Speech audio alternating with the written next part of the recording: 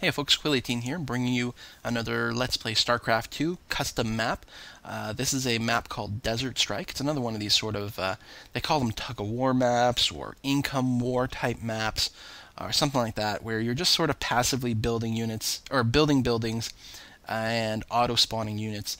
And it's mostly a game of trying to counter other people and make smarter decisions about what type of units you're going to build.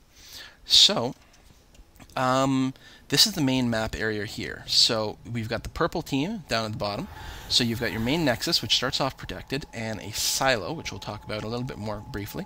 This is in the center of the map. This is just an observer, which both teams can use to get vision of the middle of the map. It doesn't actually take part in combat. And then we've got the yellow team's silo and yellow team's nexus. And then out of each corner here and at the bottom, this is where the units spawn. And they'll spawn in waves. You can see a counter going on over here. You get a spawn every 45 seconds. And here are the various people in teams. And all of a sudden I feel like I've done a commentary for this before. I don't think I have, though. Maybe I started and then stopped for some reason. What some people will do, so you've got, here is your base area. Where's mine? Where am I? Quill, here I am. So I am the yellow-brown Zerg over here, and I can't properly, one sec here. There we go. And the yellow-brown Zerg, this is my area here. And apparently I have gone down and built some static defenses, which is an option that you can start off with. And they're quite powerful in the start. These have about the same hit points as like 3 spine crawlers, apparently. Potentially the same amount of damage as 3 as well. I'm not sure. And whoever's playing Terran, which is Jay is Awesome, who you know from League of Legends. He is playing with me. This may be his second game, and I've played a handful, and I got him into this. Said, no, you got to try this game. It's super awesome. So we decided what we're going to do is build some static defenses at first, and then we don't have to worry about building any units right away. And although it looks like Jay has built a couple of gateways here, which produce zealots, 2 zealots each. So they spawn here, and you can see that. Are these mine? I don't know. No, this must be our Zerg friend. Yeah, here we go. So he's got a variety of Zerg units spawning out. So they run towards each other. They try to kill each other. And ultimately, you try to keep down the silo first, which, if you kill it, you get 1,000 minerals. Plus, you deny the other team some minerals for a little while. So the way the income works in this game is every second you get X amount of money. Okay? And what you can do is you can build these extractors here, and doing so will dramatically increase the amount of money you get every second. Or, yeah, I mean, you can look at the counter go here. But the problem is, when you build it, when you build the first one, it freezes your income. You get no income at all for 30 seconds, and then it returns like normal. When you build a second one, you get no income at all for 60 seconds. Then the last one is no income at all for 90 seconds. So there's a real trade-off when you're building these, because you are not going to be generating any money. So you're not going to be increasing your forces. So you want to make some smart decisions. On the other hand, you want to build these as quickly as possible, because the earlier you build your geysers, the more money you will make off of them, basically. And especially if they're costing you 30, 60, 90 seconds worth of income, you need to make sure they're alive long enough to really make it worthwhile to have done that. So what I like to do is I really prioritize getting them as early as possible. And this is one of the few games where I have actually built some static defenses. And I believe in this version of the game, these guys... I don't know if there's a way for... Can I check this? Yeah, in this version of the game, the spine crawlers are only costing 100 minerals, ridiculously cheap. Now I believe they're 250 minerals per. I don't know if they've been buffed at all, because I actually found them quite weak at this time. So I don't know if they've been adjusted or what's going on, but what I actually prefer, my favorite, is if you can get a Terran to build a bunker here, because a bunker can be repaired by your worker units, including the drone or the probe, and you can build up to 2 more workers from your base. So you can keep 1 worker in here to build your buildings, and then you can send one. You do that by moving your worker onto this teleporter, and then it'll appear in the area down below. So you can send an extra one down there, an extra 2 down there to keep the bunker repaired, and that bunker will live for a really, really long time. And then it enables you to do this: get the really early extractors without having to build any military buildings. The investment in defense is considerably cheaper, because for the price of 1 defensive unit, really you would have to spend quite a lot on your military. Wait, what am I saying? The other way around. You would have to spend a lot on your military to come out to the same effectiveness as one defensive building.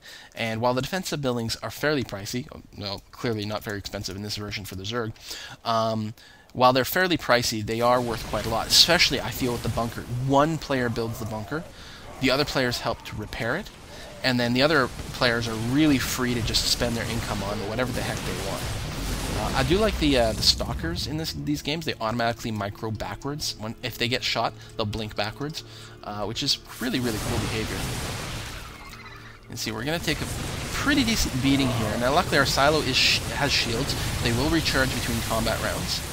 And I'm just trying to move my spine crawlers around here to keep them in a good position. Sometimes I've had to pull them back earlier because they took some damage, so they heal over time in the back, and then I kind of rearranged them again. But the static defense won't last forever. You definitely don't want to waste too much money on it. But it does enable you, because eventually they'll just get overrun by superior forces. But they're really good in the beginning when forces aren't very good. So now that I've got it, I'm going to tell you my Zerg strategy, because of course I always play Zerg all the time. I really enjoy them.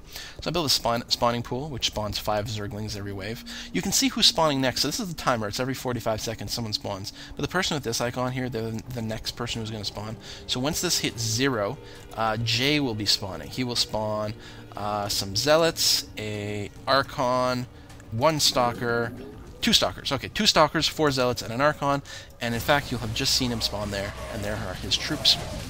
So they're going to move forward. Pansy is next, he's our ally, and so on and so forth. So what I do is I build a spawning pool, and really I'm not building it for the Zerglings. I'm building it because you need that to upgrade your hatchery to a lair.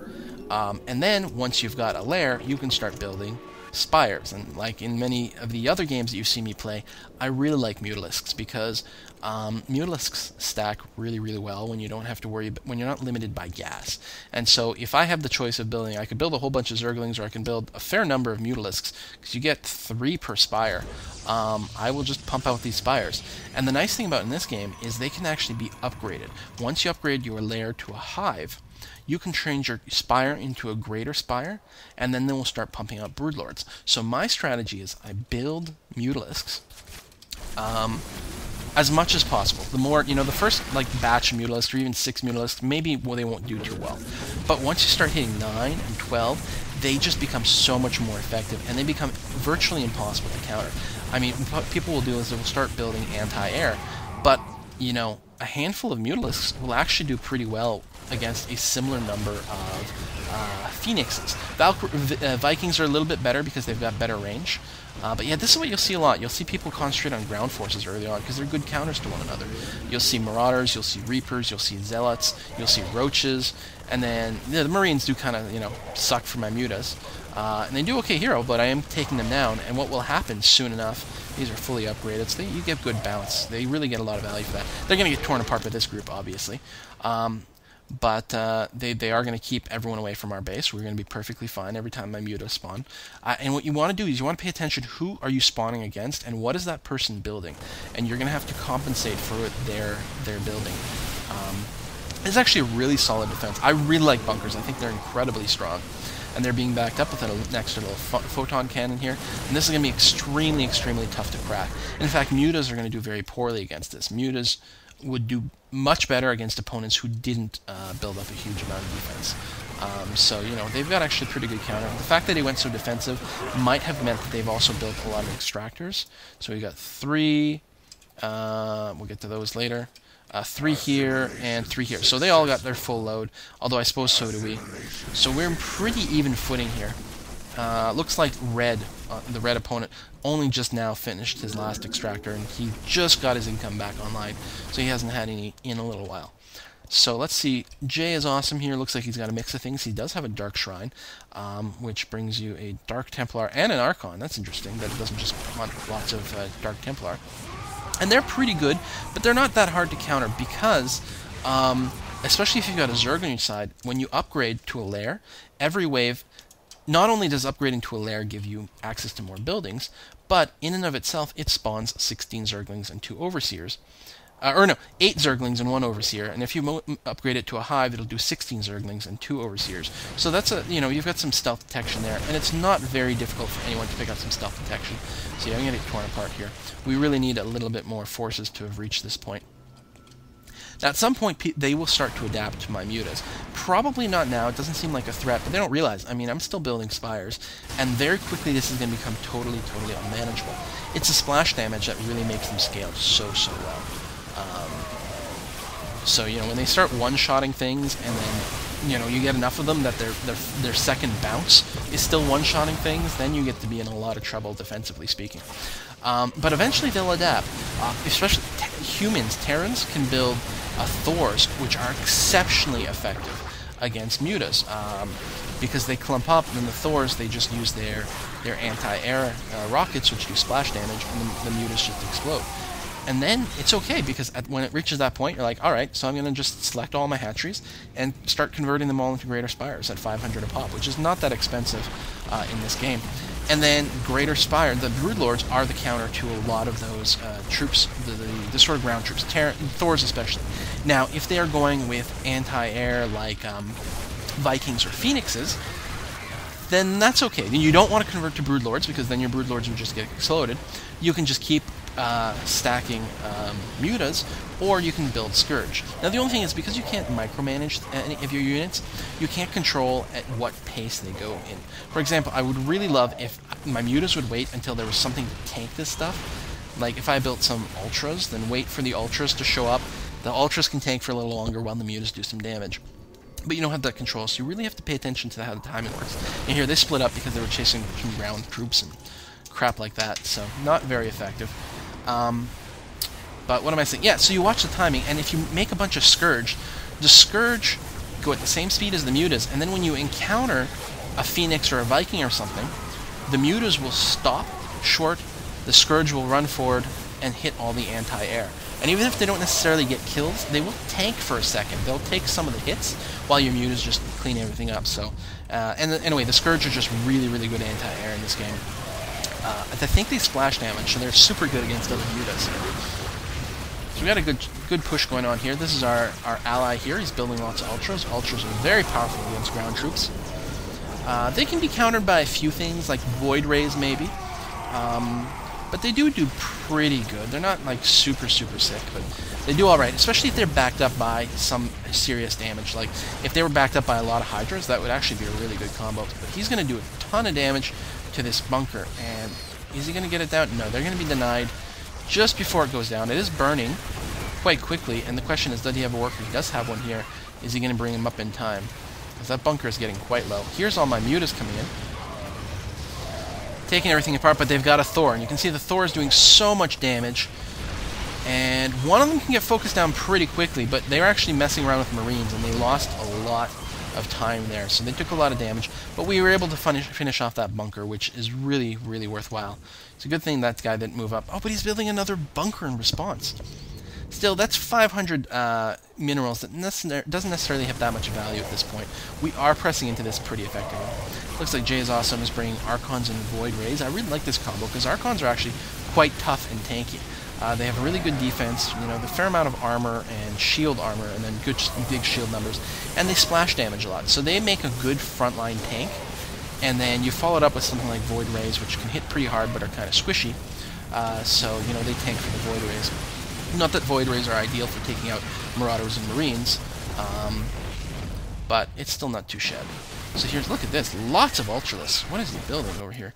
He's got 4 Evolution Chambers, which actually spawn a variety of creatures. 1 Zergling, 1 Baneling, 1 Roachwood Hydralisk.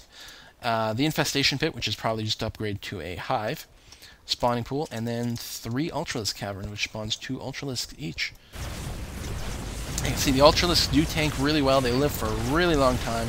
They're going to be able to tank these static defenses while hopefully the Hydras finish this off. I don't really like the Evolution Chambers in this game. I don't like that mix of units. I would rather just straight Hydras or something like that. Just like I don't, you know, a handful of Banelings, I don't know if it's any good. Here comes my mutas now. They've got double Thor at this point. And I think, if I remember correctly, and I'm looking at the game, you know what, let's dramatically increase the speed of this game, because this is going to take forever otherwise. Yeah, he's raping your mutas. And I say, it's okay, because my plan is get him to commit heavily to Thors. He doesn't have any, oh, he's got some Vikings, that's going to be a problem. Because generally, I'm very confident. Either they don't properly adapt to the mutas, in which case we win, or they build a bunch of Thors, and then